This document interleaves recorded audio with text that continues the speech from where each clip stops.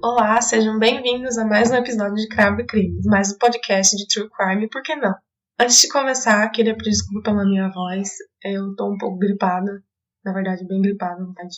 Eu tô um pouco fanha, e eu não queria deixar de gravar esse episódio, então espero que vocês não se incomodem muito com a minha voz. E eu queria dedicar esse episódio às minhas duas melhores amigas, Amanda e Michelle. Duas são minhas amigas desde o ensino médio e elas não saíram do meu lado pra nada durante muito tempo. Continuam do meu lado, não importa o que aconteça. Então eu queria dedicar esse episódio pra elas, por elas serem essas melhores amigas incríveis e por elas estarem sempre do meu lado. Então essa vai pra vocês, meninas.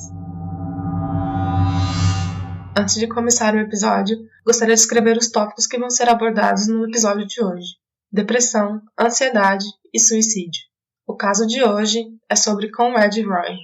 Conrad Henry Roy III nasceu dia 12 de setembro de 1995, fazendo dele mais um virginiano e praticamente meu gêmeo, de Massachusetts.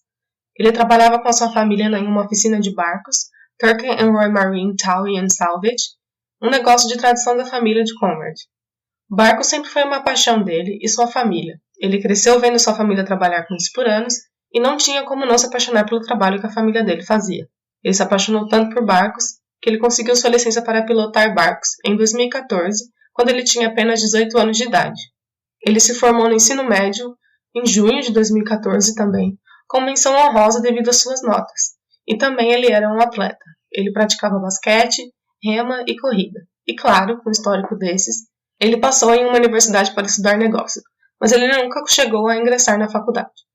No documentário sobre o caso, I Love You Now Die, ou Eu Te Amo Agora Morra, da HBO, o avô de Conrad diz que ele era muito apaixonado pelos negócios da família e que era o sonho dele seguir o mesmo caminho que seu pai e o avô. Em um vídeo que Conrad fez, resgatado pela polícia, ele descreve que ele foi diagnosticado com depressão e ansiedade social. Ele cita que a coisa mais difícil para ele é se sentir confortável consigo mesmo, que depressão e ansiedade é sobre não gostar de si mesmo, e que ele queria não ficar parado, dentro de um quarto, que ele queria vencer o problema que ele tinha, que ele, como ele mesmo fala no vídeo, tinha que girar as engrenagens para que ele pudesse melhorar. Mas, ao mesmo tempo, em outro vídeo, ele se descreve como uma pequena partícula no mundo, que não tem sucesso, que não tem nada de bom para oferecer, que nunca vai ter a oportunidade de se casar ou ter filhos.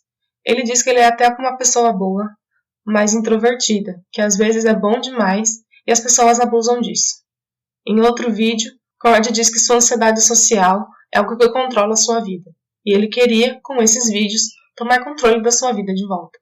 Ele queria se tornar mais proativo e tentar passar por cima das dificuldades que é ter ansiedade social. Como uma pessoa que sofre com isso, Conrad me inspirou muito para sair da minha zona de conforto, como ele fez. Tomar conta da própria vida parece ser algo tão fácil, mas para as pessoas que sofrem de ansiedade, parece ser algo impossível. Ele dizia que ele queria compartilhar um pouco do conhecimento que ele tinha, porque, nas palavras dele de novo, ele era um homem muito inteligente. Conrad chega a falar que ele tem 18 anos apenas na época do vídeo, e a depressão e a ansiedade ainda controlam a sua vida, que ele sente que há algo de errado com ele, que a serotonina de seu cérebro não funciona mais. O vídeo que Conrad faz é inspirador. Claramente, dá para ver o quão inteligente ele era e como, mesmo com tudo que ele estava passando, ele pensa em poder ajudar os outros com o conhecimento que ele tinha e tentar de todas as formas tomar conta da sua vida de novo.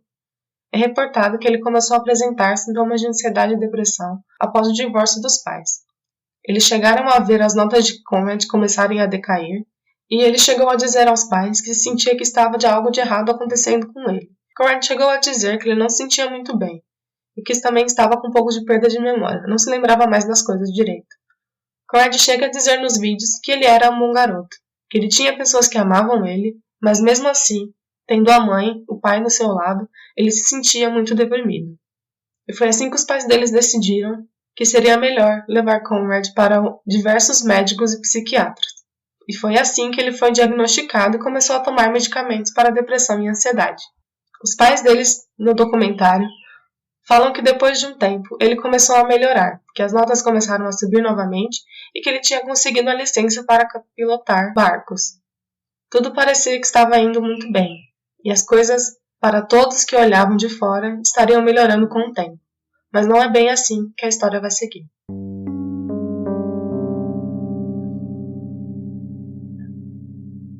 De acordo com documentos, Conrad sofria com violência doméstica pelo pai e era abusado verbalmente pelo seu avô. No mesmo vídeo que ele fez, ele chega a dizer que o pai, em forma geral, até que era um bom pai. Então, além da separação dos pais, ele também enfrentava diversos outros problemas em casa e na escola também, pois é dito no documentário que ele sofria bullying pelo seu jeito de ser. Em 2012, é reportado que Conrad tentou cometer suicídio pela primeira vez, logo após o divórcio dos pais, e é dito que ele foi dispensado de servir ao exército para procurar ajuda profissional. A mãe de Conrad fala que ela sempre quis ver os filhos felizes, e saber que Conrad não estava feliz destruiu ela por dentro por muito tempo. E foi assim que os eventos do caso de hoje, infelizmente, aconteceu. A mãe dele fala que na manhã do dia 13 de junho de 2014, ela acordou e não encontrou Conrad em lugar nenhum, sem que ele tenha avisado para onde ele iria ou deixado algum bilhete para ela. Ela tinha certeza que tinha algo de ruim a acontecer. Em muitos casos como esses, as mães sempre sabem que tem algo de errado acontecendo. Com a mãe dele, infelizmente, não foi diferente. Eles ligaram para a polícia para fazer uma busca pelo seu filho. Não demorou muito para a polícia encontrar um veículo com as descrições do carro de Conrad estacionado em um supermercado vazio. Ao se aproximar do veículo, a polícia percebeu que o garoto estava sentado do lado do motorista e chegaram a chamar ele, mas não obtiveram resposta. Conrad, no momento que a polícia chegou no local, já estava morto em seu carro. Logo de princípio, o policial que encontrou o garoto percebeu que tinha uma bomba de monóxido de carbono ainda ligada, e já trataram o caso como um suicídio. Os pais de Conrad não foram ao local identificar seu filho. A mãe descreve que se ela tivesse ido até o local, talvez ela não conseguiria sair dali. Os únicos que foram ao local foram o avô e uma amiga da família. E ela diz que o avô dele disse: "Ele se foi. Ele conseguiu fazer o que ele queria. Ele se foi."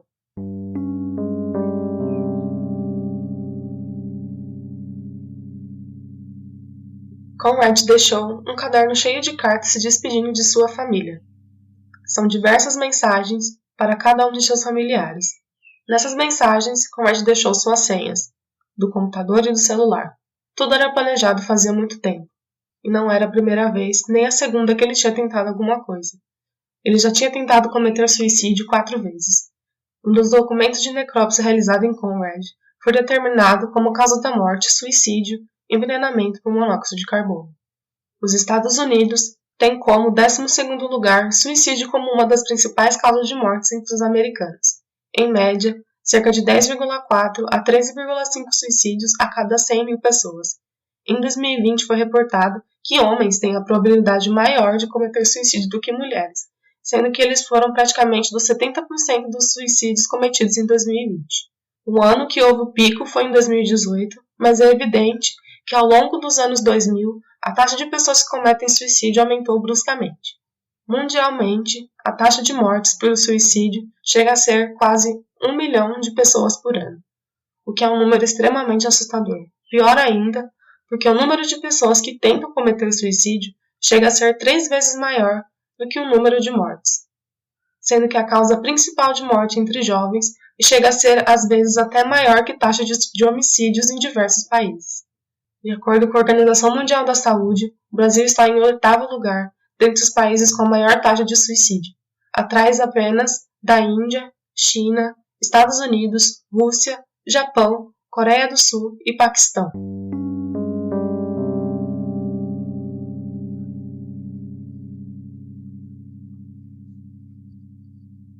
Os investigadores responsáveis pelo caso de Conrad acharam estranho um garoto de apenas 18 anos na época querer cometer suicídio. E até mesmo os investigadores do caso falam que também não tinham motivos para olhar o celular de Conrad. Era um caso claro para todos que ele tinha tentado contra a própria vida, principalmente pelo seu histórico. Mas, não sei porquê, eles falam que eles decidiram olhar no celular dele, já que eles tinham a senha, e ler as mensagens. E foi quando eles viram que tinha uma pessoa com quem Conrad sempre estava em contato. Michelle Carter. Michelle Carter nasceu dia 11 de agosto de 1996, fazendo dela uma leonina, e também era de Massachusetts. Porém, de uma cidade cerca de 56 quilômetros de distância de onde Conrad morava. Ela também sofria depressão e ansiedade, uma coisa que ela e Conrad tinham em comum, talvez algo que fez com que os dois se aproximassem e, consequentemente, se apaixonassem. Ela também sofria de depressão e ansiedade, uma coisa que ela e Conrad tinham em comum, e talvez algo que fez com que os dois se aproximassem e, consequentemente, se apaixonarem. Michelle é reportada como uma ótima aluna e que todos os alunos gostavam dela, muito educada e muito querida por todos. Eles se conheceram em 2012 e os dois se encontraram na Flórida, na verdade, quando cada um deles foi visitar um parente. Eles foram apresentados pela tia de Conrad e eles começaram a conversar e foram andar de bicicleta juntos. Michelle, em uma das mensagens, fala que foi naquele momento que ela se apaixonou por ele. Eles moravam apenas 1 hora de distância um do outro, mas só chegaram a se encontrar 5 vezes. Mas trocaram cerca de milhares de mensagens e e-mails por 2 anos. Não é reportado por que os dois não se encontravam frequentemente, sendo que eles moravam apenas 1 hora de distância um do outro, mesmo namorando. Mas, depois que as mensagens foram liberadas para o público, foi quando o mundo descobriu quem realmente Michelle Carter era.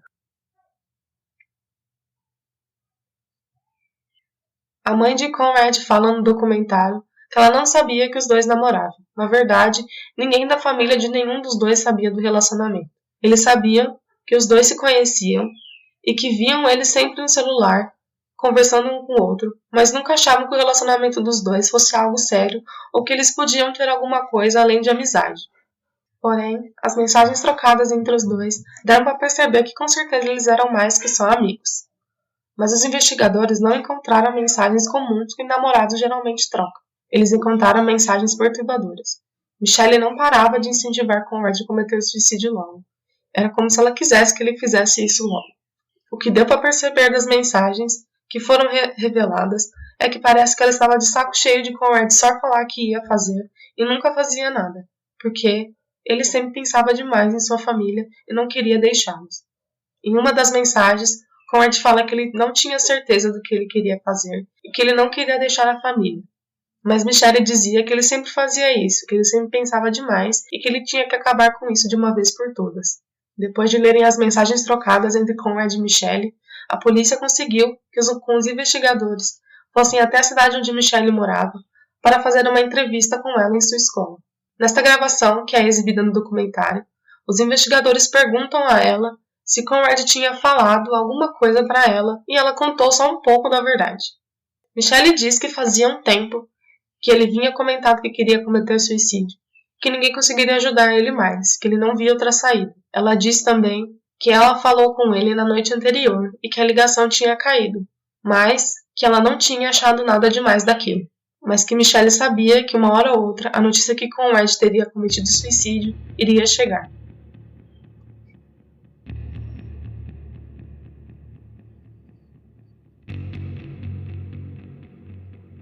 Com isso, os investigadores tinham um mandato para confiscar o celular de Michelle, para investigar mais a fundo a interação dos dois. É a única preocupação e a única vez que ela expressa alguma emoção é nessa hora, e ela chega a perguntar aos investigadores se ela vai ter o celular de volta. Os investigadores chegaram a ter mais de 60 mil itens, cheios de mensagens de texto, de voz, fotos, registros de ligações, trocas de mensagens por todas as redes sociais que eles conversavam. Com tudo isso que os investigadores obtiveram, eles chegaram a dizer para o documentário: se não fosse por ela, talvez ele estaria vivo. E foi assim que percebemos que estávamos diante de um crime. Uma jornalista que fez a entrevista para o documentário também disse que eles tinham um relacionamento inteiramente online, como os de hoje em dia, e que o relacionamento dos dois era tóxico para ambos os lados. Michelle e Conrad alimentavam os problemas um do outro, e, na minha opinião, algo que fez com que eles ficassem juntos praticamente por 2 anos. Uma semana antes de Conrad morrer, ele tinha falado para Michelle que iria cometer suicídio e não fez nada. E ela mandou mensagem brava com ele, dizendo que ele sempre fazia isso, falava que ia fazer e nunca fazia. Ela chegou a dizer que ele deveria comprar uma arma, porque tinha 99% de chances de dar certo, ou monóxido de carbono seria uma ótima opção. Conrad expressa suas dúvidas nas mensagens e ela manda para ele: é melhor você parar de me enganar dizendo que vai fazer isso e depois ser propositalmente salvo. Com o que a polícia conseguiu de informações, foi aberto um caso contra Michelle Carter, levando o caso para uma audição para o juiz decidir se seria prudente seguir com um caso contra ela ou não. em uma das audições para a apresentação do caso ao juiz, que foram reveladas as mensagens. E a promotoria leu alguma dessas mensagens que ela enviou para Conrad, perguntando diversas vezes quando ele ia fazer logo. Michelle está todo o tempo revirando os olhos e fazendo caras e bocas, claramente irritada, que suas mensagens com seu namorado foram reveladas para todo mundo, e isso com certeza não caiu bem na mídia. Sem mostrar nenhum tipo de emoção durante o tempo todo, nem quando os policiais interrogaram ela após Conrad cometer suicídio, nem mesmo na audição. Se Michelle esboça alguma emoção, é irritação. Então, Michelle foi acusada de homicídio culposo, sem intenção de matar, por conduta irresponsável e negligência. Com isso, ela, com 17 anos de idade, foi presa e seus pais pagaram sua fiança e ela saiu em liberdade condicional no dia seguinte. A defesa nunca negou o conteúdo das mensagens trocadas pelos dois, mas eles têm a tese de que ela não deveria ser condenada por homicídio culposo pelo suicídio dele. As ações dela não foram um crime. O caso chegou à Suprema Corte. Em Massachusetts, onde o crime ocorreu, não existe nenhuma lei que apoie que as ações de Michelle são criminosas. Porém, a promotoria e a família de Conrad tinham um caso muito forte de conduta da garota que levou à morte de seu filho.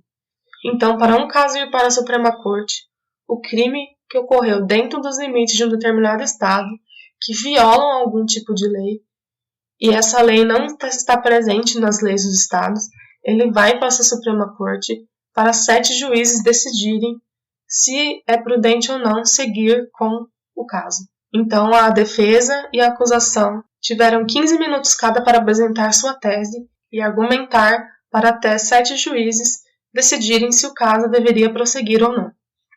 Do lado da promotoria, eles disseram que a Michelle deveria ser punida e pela defesa que ela não fosse. Então, o caso seria um homicídio culposo devido à negligência que resulta na morte de alguém. Um dos juízes do painel da Suprema Corte Americana chegou a dizer para o advogado de defesa, por exemplo, na situação que alguém está com uma arma e diz que quer se matar, e a outra continua pressionando e falando, vamos, atira, tire sua própria vida. Isso não seria considerado um crime? O que neste caso eu concordo com a opinião do juiz.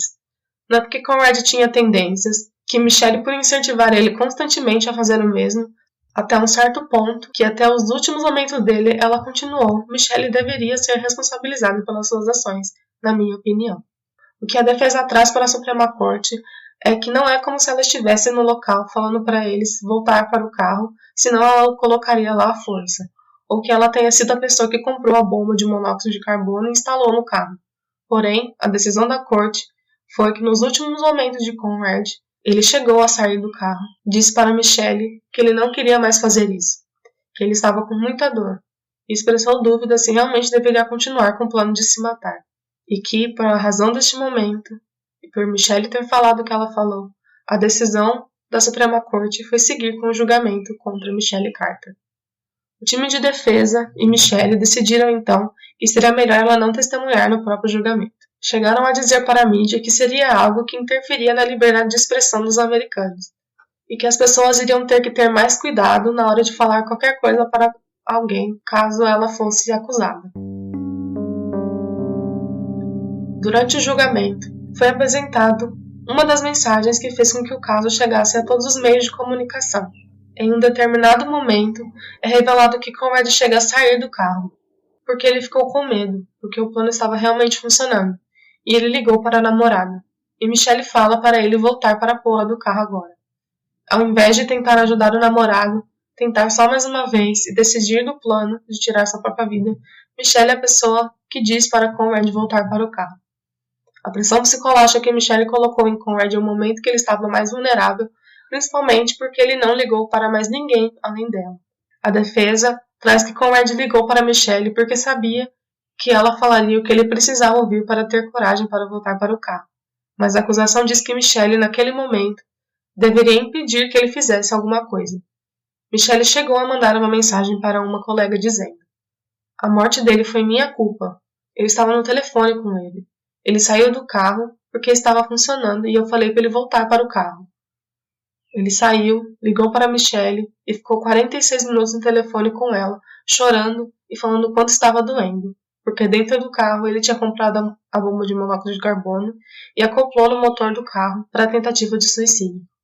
Foram 46 minutos que Michelle poderia ter falado para ele que os dois poderiam tentar superar essa dor juntos, que os dois poderiam buscar ajuda juntos e ir a um tratamento mais eficaz para ele, mas não foi o que Michelle fez. Ela convenceu ele que ele tinha que voltar para dentro do carro, que uma vez que ele morresse, ele estaria feliz e livre.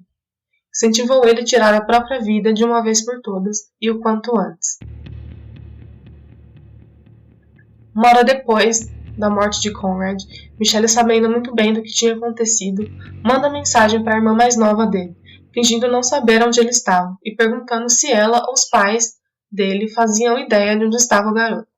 Nas mensagens, ela teve que constatar que ela era a namorada dele e que estava preocupada com ele, entre aspas.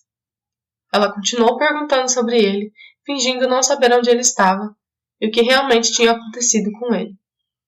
Que é totalmente bizarro, porque ela estava no telefone com ele poucas horas antes dele morrer, e ainda mandar mensagem para a irmã dele, da qual antes ela não tinha contato nenhum, ela não tinha contato com ninguém da família dele. Depois da família dele saber do que tinha acontecido, Michelle escreve para a irmã de Conrad a seguinte mensagem: Oi querida, por favor, fale comigo se você precisar.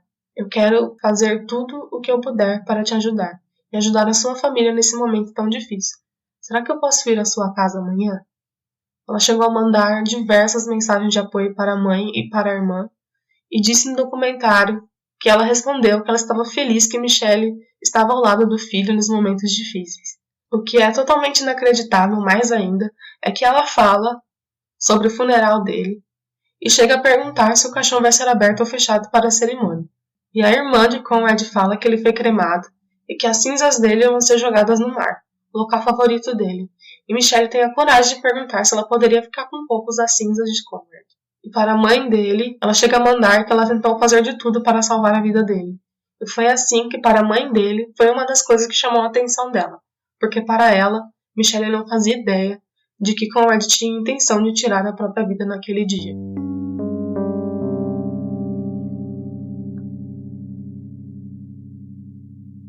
Tudo isso foi exposto para o lado da acusação, e ficou evidente que todos ficaram chocados com as ações dela. E foi quando os advogados da família de Conrad trouxeram diversas colegas de sala dela para testemunhar, e todas afirmam que elas não eram amigas como Michelle achava, que elas conheciam ela. Algumas eram do mesmo time de futebol, outras compartilhavam algumas matérias com ela. Na minha opinião, o que a acusação fez foi um golpe baixo. Fica evidenciado que as pessoas com quem Michelle tentava se aproximar, todas negaram serem amigas dela e que elas estavam pedindo ajuda quando ela passava por algum momento difícil. Michelle chegou a expressar que ela não tinha amigos, que não tinha ninguém para desabafar. E também é mostrado que Michelle tentava entrar em diversos grupos de amizade, mas todas as pessoas meio que inventavam alguma desculpa para não sair com ela. Mas a parte que é relevante de tudo isso é o fato de que Michelle, cerca de 2 dias antes de Conrad cometer suicídio, ela disse para diversas dessas colegas que testemunharam que o namorado estava desaparecido e que ninguém sabia onde ele estava, sendo que ela estava o tempo todo conversando com ele por mensagens normalmente. Conrad ainda estava vivo e em casa, na verdade. E ela estava com ele por mensagem perguntando se ele já tinha comprado a bomba de monóxido de carbono. Então, mesmo antes dele cometer o ato, ela começou a falar para as pessoas que ela julgava serem suas amigas que ele tinha desaparecido. Depois de um certo momento, ela começou a falar que ela achava que ele tinha cometido suicídio e que era culpa dela.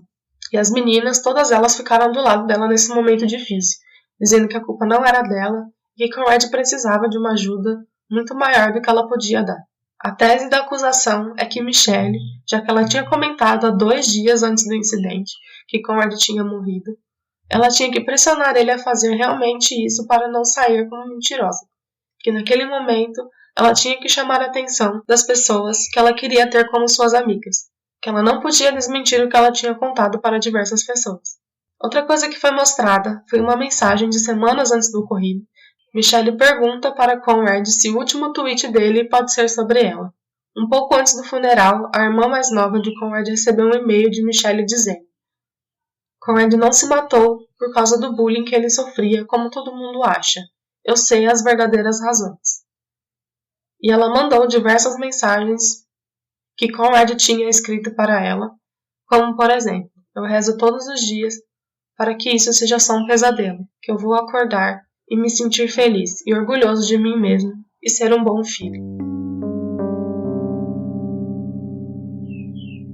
Mas uma parte que prejudica muito o caso dela no tribunal é o fato dela começar a postar em diversas redes sociais sobre a morte do namorado. Mas uma parte que prejudica muito o caso dela no tribunal é o fato dela começar a postar diversas coisas na rede social sobre a morte do namorado. E com isso, agora ela era a namorada que estava em luto por seu namorado ter cometido suicídio. Que agora, mais do que nunca, ela estava ganhando a atenção que ela queria. Ela organizou um evento de beisebol, Homers for Conrad, em sua cidade para homenagear ele e arrecadar dinheiro para instituições de pessoas que sofrem com sua saúde mental. E chegou a mandar mensagem para uma das colegas dizendo: "Hey, coloquei um evento de Homers para Conrad no Facebook. Eu sou famosa agora." E lembrando que Michelle não morava na mesma cidade que ele. Então, um dos melhores amigos de Conrad chega a perguntar para ela por que o evento não podia ser na verdade, onde toda a família e amigos dele estavam. E Michelle nega mudar o evento e diz que a ideia era dela, que não era para ele copiar a ideia dela e que tinha que ser na cidade onde ela morava. O evento então acabou acontecendo na cidade de Michelle e alguns dos amigos dele foram até esse evento porque eles queriam prestar homenagem para um amigo, mesmo não gostando da ideia de ser tão longe de casa. E é descrito que durante esse evento, Michelle estava muito contente, tirando diversas fotos com todo mundo e que na maioria das pessoas que estavam no evento eram pessoas que Michelle conhecia e sua família. Outra coisa que prejudicou ela no tribunal foi em uma das mensagens que Michelle manda para Conrad beber água sanitária ou cloro. Ela dá diversas ideias e alternativas para Conrad. Ela diz: bebe água sanitária, se enforca, pule de um prédio, se esfaqueie, sei lá, você tem diversas opções. Então a acusação conseguiu reportar a Michelle como uma típica adolescente mean girl, que era egoísta e que só queria que o namorado morresse para se tornar popular. Que ela tinha o poder de persuasão que garotos caem e fazem tudo por garotas. Foi o que muitos meios de comunicação reportaram e muitas pessoas acreditaram, o que me deixou com uma pulga atrás da orelha. Porque sim, na minha opinião, Michelle tem a parcela de responsabilidade na morte dele. Não tenho a menor dúvida disso. Mas reportar era como vilã da história, quando ele passava por diversos momentos difíceis na vida, por muito tempo. Foi algo que ele tinha sofrido diversos anos, que o relacionamento tóxico dos dois só alimentou e piorou, e escalou num nível onde ele infelizmente perdeu a vida. É algo interessante que o documentário traz. É um dos especialistas do lado da defesa fala que homens têm medo de mulher, que traz à tona uma questão muito interessante, que é a ideia de que mulheres são seres maléficos e que homens devem tomar cuidado para não cair nas garras delas, trazendo uma narrativa totalmente distorcida e machista, esquecendo totalmente da real importância que é na verdade a saúde mental dos dois. Não podemos esquecer que além de Conrad, Michelle também enfrentava seus problemas com sua saúde mental. E no que me parece, ela é uma menina que não tinha amigos, muito carente, e que também precisava de muita ajuda. Trazendo o que eu mencionei no último episódio, por mais que ela tenha sofrido muito com a saúde mental dela, a gente não pode diminuir a responsabilidade dela, mas é interessante o documentário trazer à tona e mostrar o ponto de vista de diversas pessoas. Eles até chegam a mencionar bruxas, que eram consideradas mulheres lindas e adoráveis que enganavam as pessoas com seu charme, para conseguir tudo o que elas queriam. Mais uma vez, trazendo uma narrativa machista para um tópico que não tem nada a ver com o caso de Conrad e Michelle. Eram duas pessoas que tinham uma saúde mental muito fragilizada. E é aqui então que vamos entrar mais um pouco para conhecer Michelle. Ela tinha depressão, ansiedade e também enfrentava diversos distúrbios alimentares, o que fez com que ela se isolasse cada vez mais. E também é reportado que Michelle começou a se cortar. O psiquiatra que examinou ela diz que é outro motivo que ela se isolou e se escondeu. E ele falou que, geralmente, pessoas que sofrem por distúrbios procuram as pessoas que passam pela mesma coisa. Também é apresentado diversas mensagens que Michelle manda para diversas pessoas perguntando se elas são amigas dela ou se elas odeiam ela por alguma coisa que ela tenha dito de errado, mostrando também o quanto ela sofria com essa saúde mental e o quão insegura ela era. Nós vamos seguir o mesmo fluxo que o documentário seguiu. Então agora a gente vai partir para a parte do lado da defesa, que resolveram usar a saúde mental de Conrad contra ele mesmo. A estratégia foi mostrar que ele tinha tendências suicidas. Ele até chega a falar isso em um dos vídeos que ele gravou, ou com o histórico do Google dele, que mostrou diversas pesquisas sobre suicídio, Ele chegou a perguntar se isso traz felicidade para o Google ou que ele nunca queria ter existido. Sabemos que é claro que Conrad sofria muito com essa saúde mental e que ele chegou até cometer suicídio, então a gente sabe o quão fragilizado ele estava. Mas a defesa usar isso contra ele é um golpe baixo. A defesa utiliza a saúde mental de alguém que não está mais presente para se defender. Outra coisa que a defesa traz à tona foi a acusação de agressão que Conrad fez em relação ao seu pai. Conrad denunciou o pai por agressão. Tem fotos de diversos hematomas pelo rosto e no boletim de ocorrência ele descreve que seu pai socou ele repetidas vezes e ele não conseguia sair da situação. E ainda foi reportado que Conrad sofreu uma contusão mediante a agressão que ele sofreu do pai. O pai dele foi preso por violência doméstica e chega a comentar sobre o ocorrido no documentário. Ele diz que ele estava apenas fazendo o papel de pai, o que é um assunto muito delicado para a gente entrar aqui. Mas pais não têm papel de bater e traumatizar seus filhos. Bater ao ponto do seu filho ter uma contusão. Isso não é um papel de um pai. Ele diz que os dois tiveram uma briga e que foi uma coisa mútua, no calor do momento, e que ele faria de novo se precisasse. O que realmente mostra que o convívio familiar deles não era lá essas coisas.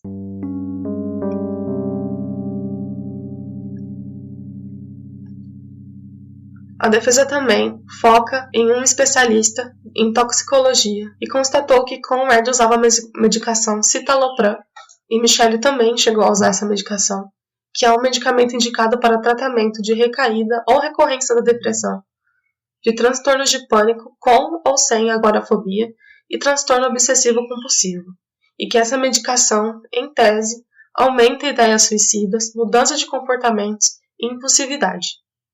Eu disse em tese, porque se vocês lerem a bula de qualquer medicamento para antidepressivos ou ansiolíticos, você vai ver nas reações reversas ideias suicidas.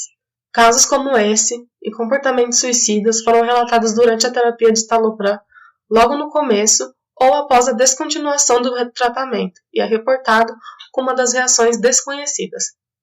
E há diversos estudos e artigos científicos que mostram que o medicamento é muito eficaz para pacientes com depressão, principalmente aqueles que têm tendências suicidas. E os especialistas mesmos afirmam em uma entrevista que não seria um fator de grande relevância, mas ele acreditava que seria um fator que levaria Conrad a cometer o ato.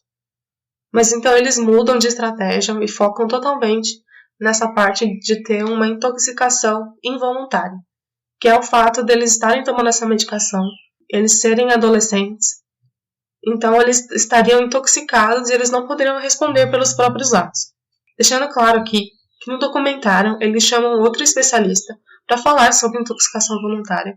E a mesma afirma que nas primeiras semanas que alguém toma um medicamento, eles podem sentir esse sintoma, e é uma porcentagem muito pequena dos pacientes que tomam esse medicamento, e ela não é citada nem nos efeitos colaterais incomuns, é nos efeitos colaterais desconhecidos. Em uma das mensagens que aparece no documentário, a mãe de Conrad chega a falar que ela estava brava com ela mesma, porque ela deveria ter falado para ele sair de perto da família do pai dele.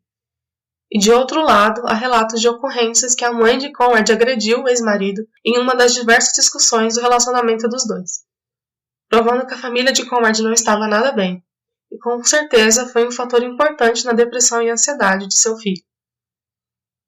Em uma matéria sobre a cobertura do caso na época, mostra aqui uma parte da carta do suicídio que Conrad escreve ao pai dizendo: "Pai, desculpa eu não ser o filho que você sempre quis ter." A defesa também trouxe que Michelle tomava a mesma medicação que Conrad, e no começo do relacionamento dos dois, é reportado que Michelle teve uma tentativa contra a própria vida. E em 2012, logo no começo do relacionamento dos dois, Conrad é internado pela primeira vez em um hospital psiquiátrico por tentativa de suicídio, e teria mais 3 vezes tentado contra a própria vida antes de realmente ter conseguido se matar. É mostrado que no começo do relacionamento dos dois, Michelle sempre mostrava muito preocupada com ele, e Conrad dizia que ele ia se matar de um jeito ou de outro. E quando ele falava que ele ia tentar alguma coisa, ele simplesmente não respondia e deixava ela totalmente desesperada. O psiquiatra traz ao tribunal a hipótese de que Michelle estava convencida que Conrad iria se matar de um jeito ou de outro, e não tinha mais nada que ela pudesse fazer para salvar a vida dele. E é quando ela decide ajudar ele a cometer suicídio que seria uma forma de mostrar que ela estaria do lado dele para qualquer coisa. Outra coisa que o documentário mostra é que o relacionamento amoroso era mais para a parte de Michelle do que de Conrad. O que é dito que Conrad às vezes era até que amoroso com ela, mas ele também era rude e grosseiro com ela. E também, outra coisa que é abordada e é extremamente interessante é que Michelle estava citando diversos trechos de filmes e séries para ele. E uma das séries favoritas de Michelle era Glee. E ela era obcecada pela cantora e atriz Lea Michele, que interpretava Rachel Green na série. Só pra gente entrar um pouco em contexto para quem não conhece a série Glee, Lea Michele namorou o par romântico dela na série, o Corey Monteith, que ele acabou falecendo em 2013. Após enfrentar diversos anos com vícios de drogas ilícitas, ele acabou tendo uma overdose por heroína e consumo de álcool. E a série fez um episódio especial em memória do ator, que morreu, onde o protagonista, mesmo perdendo o namorado na vida real, aparece e canta uma música em sua homenagem. Então, Michelle manda diversas falas da série para Conrad, como se ela estivesse vivendo a mesma coisa que a atriz, muito antes do ocorrido, cerca de 1 ano antes do ocorrido. Michelle manda mensagens como Conrad tivesse morrido como Corey. Ela manda mensagens como se ela estivesse vivendo a mesma coisa da atriz. E além da série, ela manda diversas falas que a atriz fala em diversas entrevistas. O que eu consegui interpretar das mensagens, e deixando claro aqui que essa aqui é a minha opinião, é que os dois tinham essa ideia que eles seriam como Romeu e Julieta dos tempos modernos. E é até uma coisa que Conrad chega a falar para Michelle. E que os dois estavam destinados a se encontrar, porque os dois lidavam com seus problemas do jeito deles. Parece que era como se eles fossem um encontro perfeito de duas pessoas que passavam por muita coisa. E agora eles podiam passar isso juntos. Que Michelle estava tentando ajudar ele com tudo que ele quisesse. E de princípio, talvez ela não tenha pensado em algo criminoso, ou em até ajudar ele a cometer suicídio. Mas com o tempo, as ações dela e a forma como ela agiu, incentivando ele, e depois a ligação de 46 minutos que ela falou para ele voltar para o carro, incrimina ela de qualquer forma. Talvez Michelle realmente não tenha pensado o que estava fazendo de errado, de qualquer forma. Nunca vamos saber o que realmente aconteceu na mente de Michelle, porque ela nunca testemunhou ou falou sobre o ocorrido, mas é evidente pelas mensagens que eles trocavam que ela estava tentando, entre aspas, ajudar ele a cometer suicídio, porque ele não via outra saída. O que não justifica ela incentivar, mesmo talvez ela não achando que ela está fazendo algo de errado.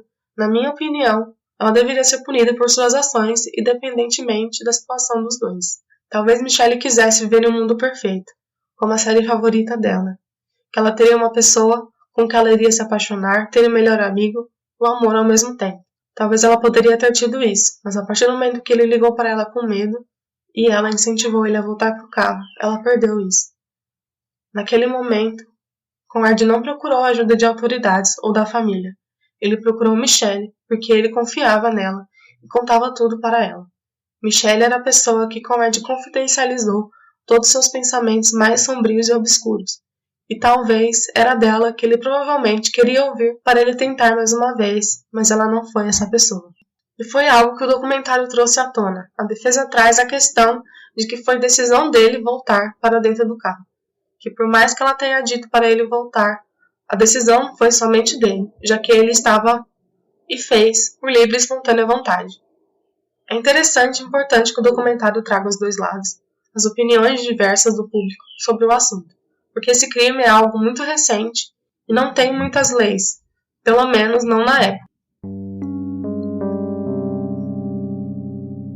O juiz demorou 2 dias para a deliberação e disse que não achava que a idade, saúde mental ou estado que Michelle estava no ocorrido tenha algo a ver com o que aconteceu com Conrad.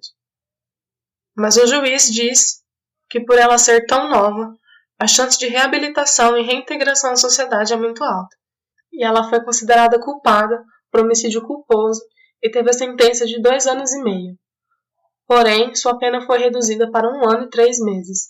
E em janeiro de 2020, Michelle foi solta incondicional após servir apenas 11 meses de sua sentença. Depois de ser solta por bom comportamento, Michelle mantém a sua vida bem privada e reclusa. Ela tem uma condicional até esse ano, 2022, e possivelmente já tenha saído do país. A revista Cosmopolitan fez uma busca por ela nas redes sociais E até o momento da matéria, que foi publicada no dia 8 de julho de 2022, ela não foi encontrada em nenhuma rede social. A mãe de Conrad Lynn nunca parou de lutar pelo seu filho e fazer com que a morte dele fosse algo muito maior do que a dor que ela sentia e sente até hoje. Ela está trabalhando para que no futuro, se alguém auxilie ou faça qualquer coisa parecida com o que Michelle fez com seu filho, tenha uma punição maior. O projeto dela se chama Conrad's Law, ou a Lei de Conrad, que esse tipo de crime tem uma pena de 5 anos. Ela diz que espera que algo de bom venha da morte de seu filho, e para ABC News ela diz: "Eu nunca vou parar de honrar ele e ter ele comigo para sempre." Ela diz que ela espera poder ajudar as pessoas, como o filho queria, e ela só quer fazer seu filho ter orgulho da mãe que tem. Em junho de 2021, o senador reintroduziu a lei de Conrad e reiniciou o processo legislativo. Essa lei foi reintroduzida por causa da pandemia, fazendo com que ela não fosse aprovada de princípio. É apontado que essa lei tiraria a liberdade de expressão dos americanos, mas eles tentam entrar em um consenso definindo o suicídio forçado, onde o acusado tem o conhecimento prévio dos pensamentos suicidas da vítima e incentiva sabendo do mesmo. Assim, a mãe de Conrad nunca desistiu e ela tem esperança que essa lei seja aprovada dessa vez. Mas por enquanto essa lei não foi aprovada e ela ainda está sendo estudada. Há uma grande probabilidade de ser aprovada, pois há cerca de 42 estados que possuem uma lei em relação a algo parecido com o que aconteceu no caso de Conrad. Não há muito sobre o pai dele. Ele chegou a dar algumas entrevistas e apoia a ex-mulher na movimentação que ela faz com a lei para que ela seja aprovada, mas quem realmente é ativa e faz com que o nome de seu filho nunca seja esquecido é a mãe de Conrad. Ela disse que com o documentário que foi lançado pela HBO em 2019, deu uma importante ajuda em manter o caso de seu filho no interesse da mídia. E agora com a série do Hulu, e não, eu não estou sendo patrocinada por nenhum dos dois, que foi lançada esse ano, em 2022, a mãe dele espera que essa série ajude eles na aprovação da lei do seu filho. Tanto o documentário quanto a série reportam muito bem sobre o caso, mas principalmente o documentário, que trouxe diversas mensagens, na verdade, entre os dois, que aparecem na tela o tempo inteiro, entrevistas com a família de Conrad. Quem tiver interesse maior sobre esse caso, além de escutar esse episódio, eu recomendo muito assistir o documentário. Foi um dos melhores documentários sobre True Crime que eu já assisti. É um documentário bem imparcial e mesmo não tendo entrevistas do lado da família da Michelle, ele consegue ser bem imparcial, mostrando todos os lados e abre diversas discussões, mostrando e buscando especialistas e mostrando todos os fatos. Uma das coisas que eu decidi falar no final, e depois de apresentar todos os fatos, é que vem a pergunta: de quem que é a culpa? Acho que tem diversos fatores que podem ter levado o Conrad a fazer isso. Acho que culpar algum medicamento, como o especialista fez, não leva a sério a discussão mais profunda, que foi a vida de Conrad até chegar àquele ponto. Conrad foi um adolescente que sofreu muito com a separação dos pais, e é reportado que muito antes dos pais se separarem, haviam brigas e muita gritaria em geral dentro de casa, e com isso, com certeza, deve ter afetado muito ele. Outra coisa que podemos colocar em discussão é a violência doméstica que ele sofreu. Seu pai bateu nele diversas vezes, e ele chegou a sofrer uma contusão devido a essas agressões. A violência entre pais e filhos é algo muito sensível, muito complicado de se abordar, mas acredito que tenha sido um fator determinante na piora da saúde mental de Conrad. Seu pai no documentário diz que ele acha que a culpa de Conrad não estar mais vivo é somente de Michelle, e eu acho isso um pouco difícil de engolir, sabendo do quão alguém pode sofrer nas mãos dos pais. A degradação da saúde mental de uma pessoa leva muito tempo, às vezes anos, até que alguém de fora perceba. Acredito que Conrad tenha sofrido muito por muitos anos. E por mais que Michelle tenha responsabilidade no dia que Conrad cometeu suicídio e durante os 2 anos que eles estavam juntos, sempre incentivando ele, há diversos outros fatores na vida dele que levaram ele a cometer esse ato. Não dá para culpar apenas uma pessoa de tudo pelo que aconteceu. O fim de Conrad foi muito triste. Ele era um jovem muito inteligente e ele tinha um futuro brilhante pela frente. Foi uma vítima de negligência atrás de negligência. A depressão não tem uma causa específica, mas é notado que pacientes que sofrem de abusos tanto físico, sexual e emocional são uma das principais causas. Então também temos que levar em consideração que ele já enfrentava muita coisa. E é claro nos vídeos que ele tinha diversos conflitos internos contra si mesmo. Direcionar a culpa total do ocorrido em uma só pessoa é de certa forma injusto. Michelle era o porto seguro de Conrad. Talvez ela foi a única pessoa que ele podia falar abertamente sobre seus pensamentos mais sombrios. Talvez quando ele saiu do carro e ligou para ela, ele queria ouvir, que sabia que tudo que ele passava, ela era a pessoa que tentava sempre estar do lado dele. Então, talvez por ele ter ligado para ela, ele queria ouvir dela para eles tentarem mais uma vez, para eles procurarem uma ajuda melhor, mas não foi o que ela fez. E o que Michelle fez depois de Conrad tirar a própria vida foi o que complicou mais ainda e levou o veredito de culpada no caso dela. Bom, Conrad disse em seu vídeo que ele queria poder ajudar as pessoas e ele ajudou. Eu vou tentar falar isso sem me emocionar. Eu sou uma pessoa que tem ansiedade, depressão, síndrome do pânico. Eu fui recentemente diagnosticada com transtorno de borderline. Eu sofro muito com interações sociais e ver a forma como ele, mesmo com tudo que ele passa, conseguiu mover o mundo é inspirador. Conrad foi uma pessoa muito batalhadora. Ele tinha uma luz muito grande nele. Eu não podia deixar de trazer a história dele para o podcast. Pelas mensagens e pelo caso ser tão recente, principalmente por ele ter nascido no mesmo ano que eu nasci, eu me senti muito mais próxima da vítima. Eu entendi muitas ações dele e me vi nele muitas vezes. Espero que Massachusetts aprove a lei de Conrad e que casos como esse não sejam tão injustos quanto foram o caso dele. Não foi minha intenção trazer outro caso que tenha muito sobre saúde mental. Acho que esses casos e o caso do episódio passado me atraem porque a gente tem a completa noção do que passou na cabeça das pessoas que cometeram esses crimes. É muito interessante que às vezes nós nos atraímos por casos que a gente não tem muito com o que trabalhar e a gente começa a entrar naquelas teorias e é fascinante isso. Mas é interessante e importante trazer o caso dessas duas mulheres, por exemplo, que são pessoas normais e que a gente pode encontrar no nosso dia a dia. São pessoas que a gente pode se esbarrar no nosso cotidiano e é interessante que nós, que somos interessados por true crime, saber sobre casos como esse, que é algo que o nosso cotidiano, algo que é atual, bem perto de nós. Além de ouvir casos sobre serial killers que são super interessantes e inacreditáveis, ouvir casos como esse trazem um pouco de choque de realidade. Existem pessoas que podem destruir a nossa vida com um piscar de olhos. E ainda mais, nos tempos de hoje, a nossa vida é praticamente online. Por isso, esse caso me interessou bastante. Me fez ficar horas vendo documentário e assistindo a série. É tão comum e tão presente nas nossas vidas que chega até a dar medo de falar com qualquer outra pessoa na internet. Mas é impressionante como uma menina, que todos olhavam como normal, pode ser tão fria e chegou ao ponto de falar tudo que ela falou para ele e não ajudar a pessoa que ela falava que ela amava. Além de estarmos chegando no Setembro Amarelo, é sempre importante lembrar que se você precisa de ajuda, não ache que isso é uma fraqueza, que você falhou. É uma grande vitória e é necessário ter muita força para pedir ajuda e procurar tratamento. Nunca é tarde demais, e as pessoas podem achar que nós somos loucos. Mas uma coisa que uma psicóloga uma vez me disse: quem não faz terapia, quem diz que não precisa de ajuda, é desse que a gente precisa se preocupar mais.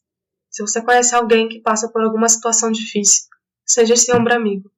Diga só que você vai estar ao lado dessa pessoa. Seja o que Michelle não conseguiu ser para Conrad, um ombro amigo e companheiro, nas melhores e piores horas. Estar do lado e ajudar sempre a se manter de pé. Então é isso. Espero que vocês tenham gostado desse episódio. Juro que não foi minha intenção trazer duas mulheres que cometeram algum tipo de crime. Juro que eu vou tentar trazer um homem no próximo episódio, pra gente ter um pouco de igualdade, porque a gente preza isso aqui no meu podcast. Então, queria agradecer mais uma vez por todo mundo que ouviu, pela minha psicóloga que me ouviu. Ela é fenomenal, incrível, adoro ela. E obrigada a todo mundo que ouviu o podcast. Isso me deixou muito feliz. Uma coisa que eu esqueci de falar no episódio passado, porque eu estava bem nervosa, pra falar a verdade. O podcast tem rede social. A gente está no Instagram e no Twitter. @causaecrimes, com E.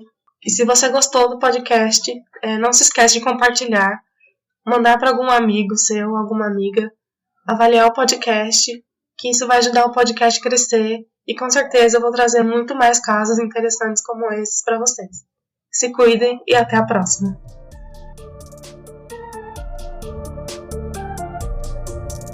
Escravos e Crimes é um podcast gravado, escrito, produzido e editado por mim, Gabriela.